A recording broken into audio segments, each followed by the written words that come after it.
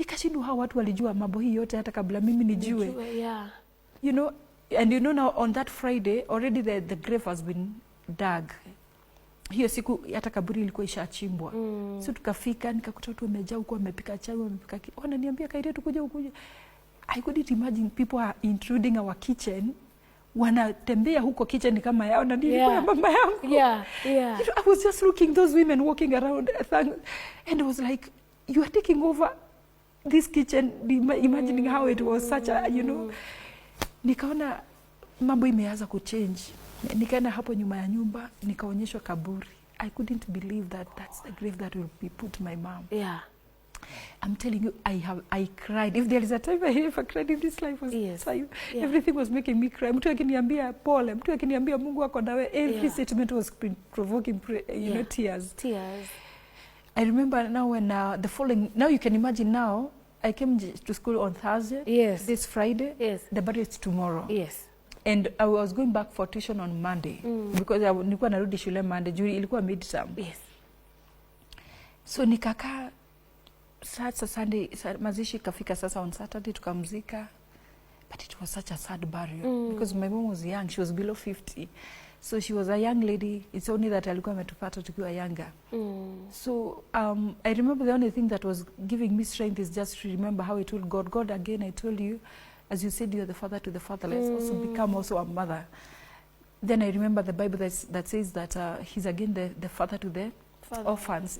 And also he's a, you know, so I was just encouraging myself with those scriptures. And now I was just imagining again, I have an exam ahead of me.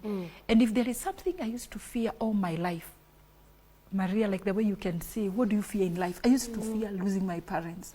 Mtu ageniuliza hata nikiwa mdogo, ningekutana na mtu aniambia hana mzazi. I was like, how do you live? You know, nilikuwa ninalia on their behalf, nikiimagine, how can you survive in this life without a mother or a father? You know, nilikuwa ninaona kama kuna maisha ngumu hii dunia ni mtu kuwa hauna mzazi.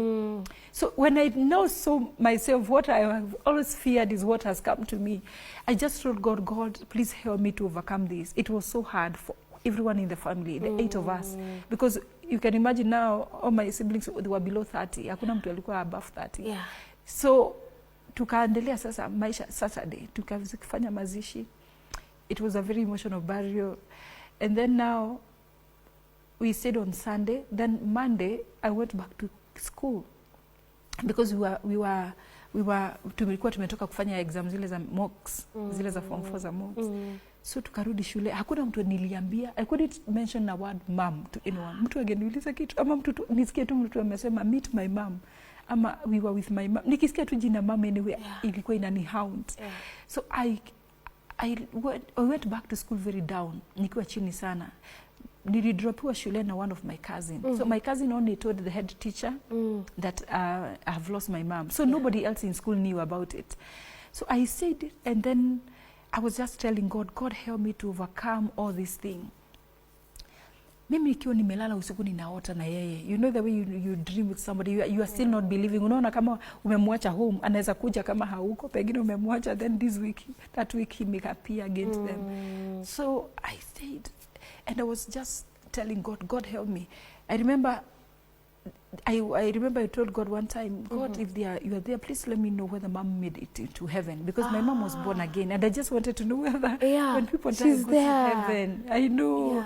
So, but I remember one morning that like 2 weeks after, when I'm just in the dorm preparing myself to go for preps, I had a voice that I'll never forget. I'm just when I'm making my bed, nikasikia sauti imesema, trust me for impossibilities.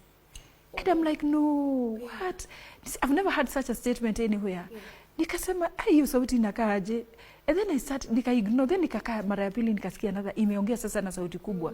Inasema, trust me for impossibilities. I asked my neighbor, have you had somebody saying trust me for you? Akaniambia mimi sijasikia. Nikashindwa kwani hiyo ni kitu gani?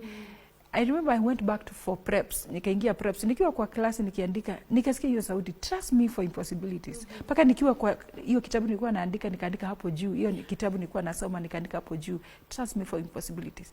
Nikauliza my desk mate, unasikia mtu anasema trust me for impossibilities? Akaniambia Patricia, hapana. Sasa ndio nilikuja kujua that was the voice of God. And I have never had God I have never had such an audible voice. Now from that time, that became my slogan, trust God for impossibilities. Now kutoka wakati huo, my heart started healing. Nikaanza kupona moyo. I remember there was a time I got a dream, you know, I haven't really experienced. And I remember I saw, you know, it was such a good experience. It was a confirmation that mom made it to heaven. Yeah. Wow, yes. Yes, so I know. Take a breather. Thank you. I know. My God, that's a long journey. It was a long journey. It was such a that now we can imagine that's all it's my teenage. All this is happening when I'm a teenager. Yeah. And it was, you know, it was such a long journey. But I thank God I finished my Form 4 and by the grace of God I passed. Yeah. Maybe nimalizie kwa hiyo. Please. Yeah. And then now you went to college? Oh my goodness, my story is long. Okay, okay. But did you make it to college? I made it to college now like 4 years after. Okay. Because immediately after I finished my Form 4, yeah. nilipata job mahali ya kushikilia. Niliajiriwa mahali a place nishikilie. But when I was still in that job, like after 3 years after, although nilikuwa nimeitwa campus, but I never made it. Okay. You know, when that's why I normally tell you when people lose their parents, you know, that's when the grief hits after. Yeah. Because even people that were very close, sometimes they are not as close as you thought. People that promise a lot of things, maybe they are not able to implement. Yes. You know, so I really stayed for long without joining campus. Yeah. But I remember when I'm still where I was working in a place that was paid very little money, but I stayed there for some time. Nikapata shule, nikaingia, nikafanya course inaitangwa social work and community development. Yes. But all my life I wanted to become a nurse. My dream career was a nurse. So when I was there, I was still telling God, remember you told me to trust me for impossibility. I just wanted to believe you that you are going to help me to become a nurse just as I always wanted. I just wanted to work as a nurse. I wanted to work. My dream as a girl, I wanted to work in Kenyatta National Hospital. Wow. You know, so nilikuwa nataka tu kuona nikifanya hiyo kazi. Yeah. So nikiwa hapo, nika apply one time kwa shule. Nika apply severally. You know how you apply for nursing schools? Yes. Na sikuwa nachukuliwa, but God helped. One morning, I woke up nikavuta nimekuwa shortlisted. Wow. So nikaingia nursing school. Wow. So wow. Yeah. Yeah. But before hiyo time nimekwambia nilikuwa 3 years ninafanya hiyo job. I was working somewhere near Aga Khan Hospital. Okay. So I remember I used to go pray for the sick in the hospital. Wow. As 18 years old nilikuwa nimeingia Aga Khan kwa pavilion. Nakuta wagonjwa nawaambia ningetaka tu niwaombe muokoke. You know, na niwaombe mpone.